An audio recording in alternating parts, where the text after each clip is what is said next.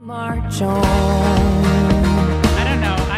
I started with a favorite song, and now I'm not sure what my favorite song is on this album. This is fantastic. We're going to be using this a lot on the Laura Ingraham Show. Love Remains, #1 album in the United States. Hillary Scott from Lady Antebellum. Her whole family plays on this album. Her sister, who's adorable. Her mom and dad are phenomenal musical talents. Mom is on a plane. Dad Lang is with us. And do you mind if I keep you for another segment? I mean, I'm going to practically make you co-host my show if you stay any longer. I know this is like We'd love to hang out. Absolutely. Excellent. Well, it's good to have you with us. Let's talk a little bit about what country music today is like. It's different. I mean, we were talking during the break and we were joking that like I kind of like more of the kind of old style. I mean, Lady Antebellum, love Blake Shelton, love Miranda. I'm sorry, I like both of them.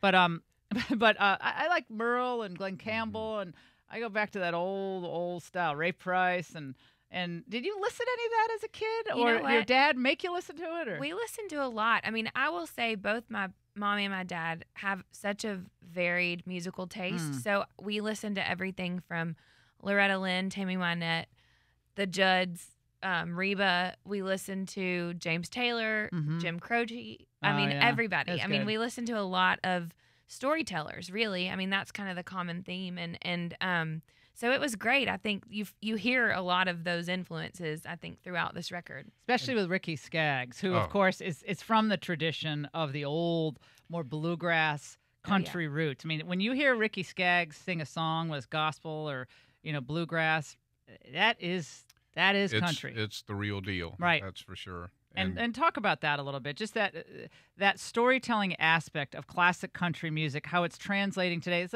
the Florida-Georgia line is we kind of have the car rolled, the windows rolled down, and we're picking up chicks. And it's like, I mean, you don't get the sense that they really suffered like Merle Haggard in prison. You just don't get you don't get that sense from Florida-Georgia line. I mean, no offense, they're nice guys, but it's a different deal. And things evolve, and that's entertaining too. It depends on what the mood is of the crowds, but. I'd like to back up for just a second, because when Hillary was listening, when we would play things for her, we live in Nashville and have for a long time, Linda and I, and we married. We know a lot of people in the industry through the years. We also stressed to Hillary to know the songwriters of those songs. Read the the liner geniuses. notes. And because they're the true heroes. There's a thing that the Nashville Songwriters Association says. Amazing. It all starts with a song. It's true. And so I know, that's where our heart is. We just love the songwriters because they are the true craftsmen of this art. And it's Hillary and Lady Antebellum, Charles and Dave. They interpret and they write so much of their own material, but it's just like that's where we get excited. Ricky, Hillary saw him producing this project from day one, and I don't know that there's anyone else that could have done it with the spiritual maturity, the musical maturity, or the personal, emotional maturity to be able to take a family dynamic. And because Hillary and I both are pretty type A, and we can butt heads pretty good, especially when you get something creative.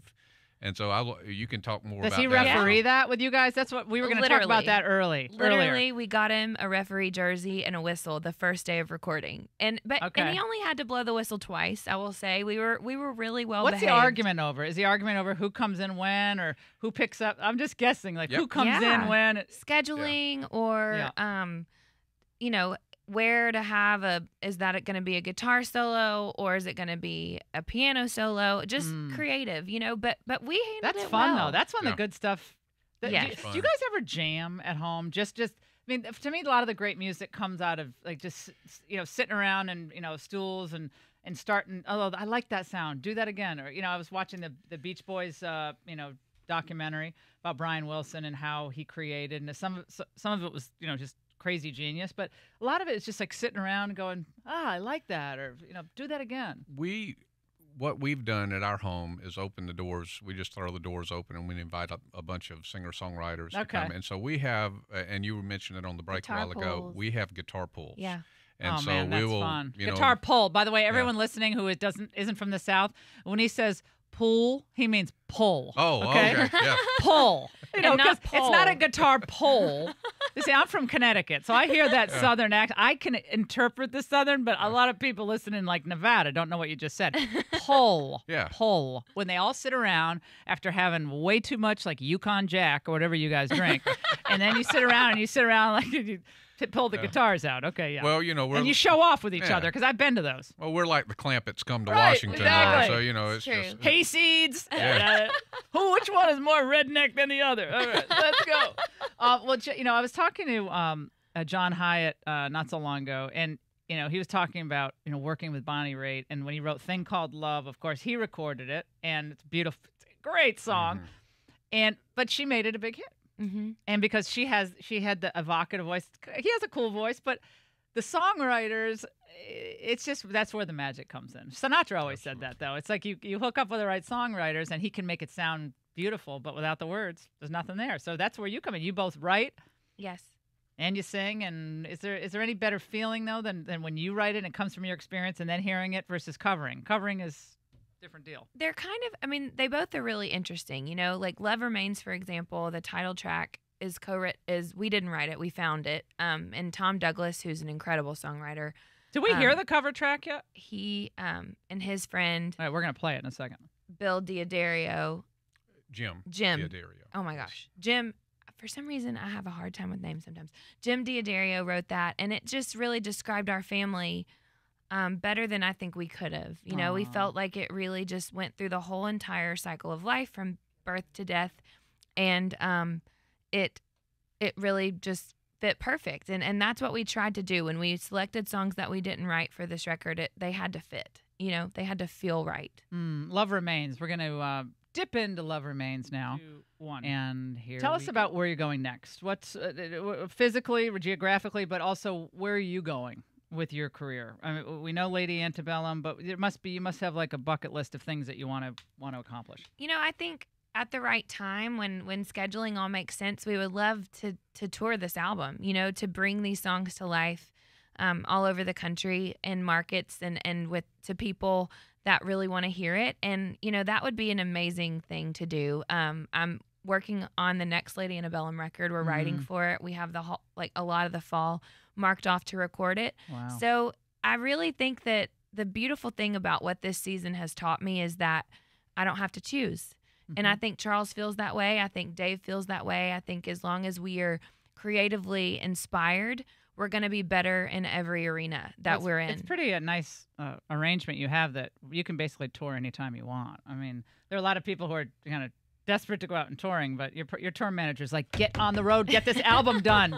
It's like every time they want me to write a book, like, you want to write a book? I'm like, no, I have no time to write a book. Well, you need you to write a book. I'm like, oh, but I can always write a book, and God bless, I'm very blessed, so I can write a book. But you can do it anytime you want.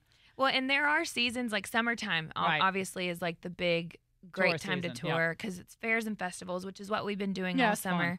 Fun. And but being able to bring songs to life and that the energy from the crowd and hearing them sing along or the stories you hear from them in meet and greets or whatever, that's where you really can connect, like that grassroots connection with the people is my personal favorite part. Is there one female vocalist who's performing today who you listen to and look to and think, I could learn a little something from her? Is there anyone?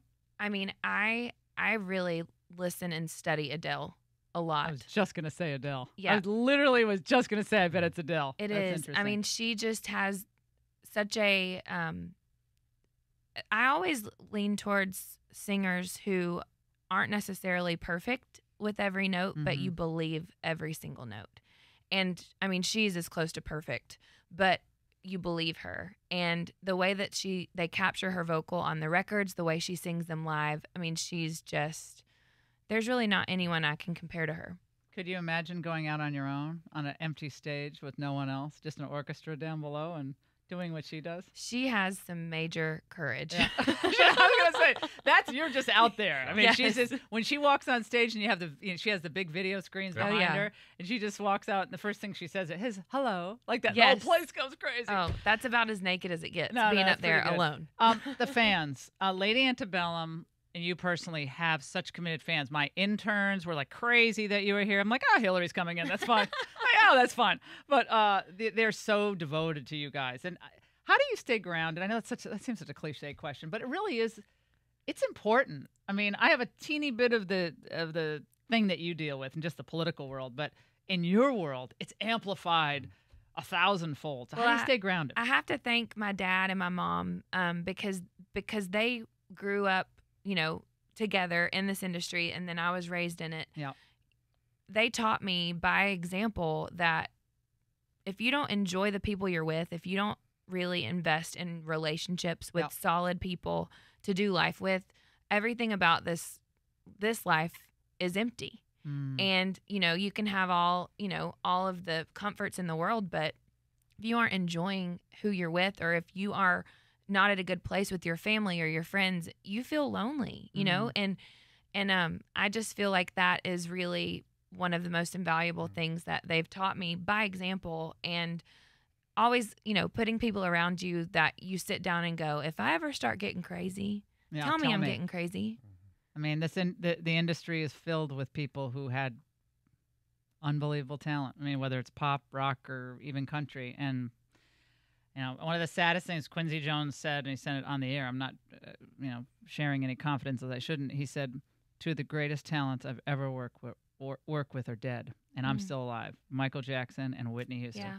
Two of the most, the purest talents, unbelievable performance, beautiful voices, and they're gone. Yeah. And he said, you don't take care of yourself, and you don't believe in the man upstairs. It's a tough world to make it in. And accountability isn't a cool word. It's not like something people love to talk about, but making sure you have it, you have people around you that hold you accountable. It's important. And your daughter and your future kids are going to keep you grounded as well, because the most important thing that you'll ever be called is mom. Oh, it's the best sound in the world. Ever. And then when it's followed with mama, you're my best friend. Oh, I know. My son still does that. It's like, Mom. And I say, oh, I feel tired. You don't look tired. I'm like, oh, I'm like old. Oh. You're not old. I'm like, I just stay 6 years old. You. Never get older. Yes. Because I love you. I love you. I love you.